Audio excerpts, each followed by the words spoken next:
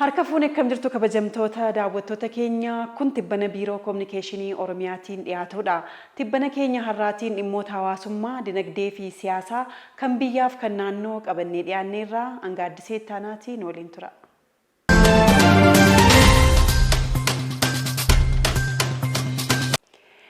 Itoophiyaa fi Raashiyaan tumsa damee teekinooloojiin qaban cimsuu fi xiyyeeffannoon hojjetamaa jira jedhanii Itoophiyaatti ambaasaaddarri Raashiyaa Hevjiin Tarkii. Itoophiyaa fi Raashiyaan tumsa damee teekinooloojiin qaban cimsuu fi xiyyeeffannoon hojjetamaa jira jedhanii Itoophiyaatti ambaasaaddarri Raashiyaa Hevjiin Tarkiin. Ambaasaaddarri Hevjii Tarkiin sosochii hojii Inistituutii hubannoo namtolchee Itoophiyaa daawwataniiru. Daayiriktarrii olaanaa Inistituutichaa Dr. Warquu Gaachanaa hojiilee dhaabbatichi imala ce'umsa dijitaala Itoophiyaa keessatti hojjechaa jiru irratti ibsa kennaniiru.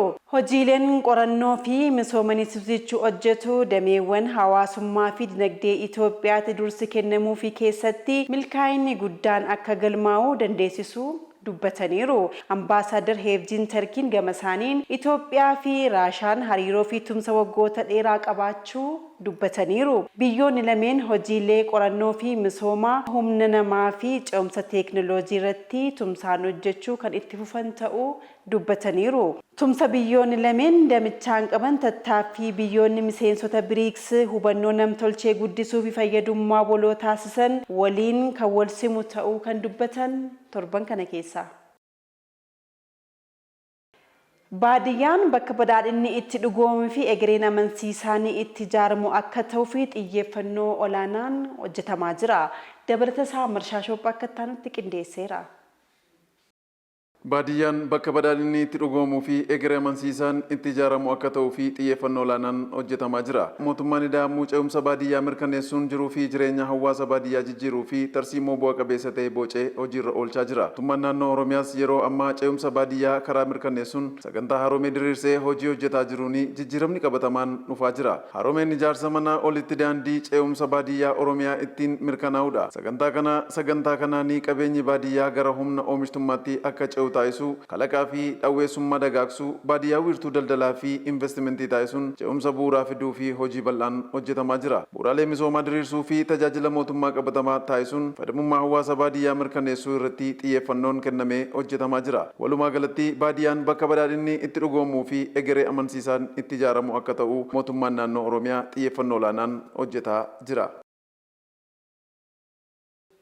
Itoophiyaa fi Ameerikaan dameewwan ittisaa fi nageenyaatiin walta'iinsa tarsiimoo waliigalaa uummachuu fi waliigalan dabalataa Biraanuu Tarrafaa akka taanutti qindeesseera.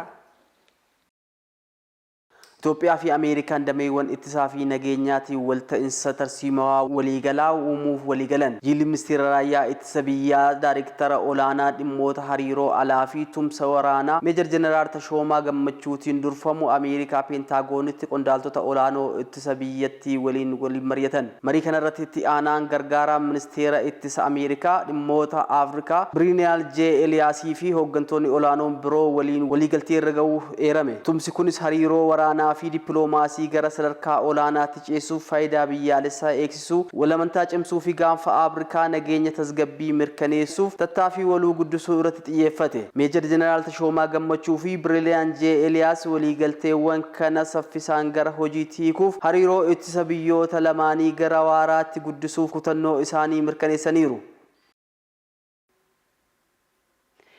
Egaan kabajamtoota daawwattoota keenya tibbana keenya har'aa biiroo kominikeeshinii Oromiyaatiin qabannee dhiyaanne kanarratti xumurreerra. Odeeffannoo dabalataa argachuuf yuutuubii, feesbuukii, teelegiraamii, tiiktookii kallacha Oromiyaa laayik, sheer, kooment, sabskiraayib gochuun hordofaa isiniin jecha torban tibbana kan biroo qabannee hanga walitti deebinutti nagaan nuuf tura.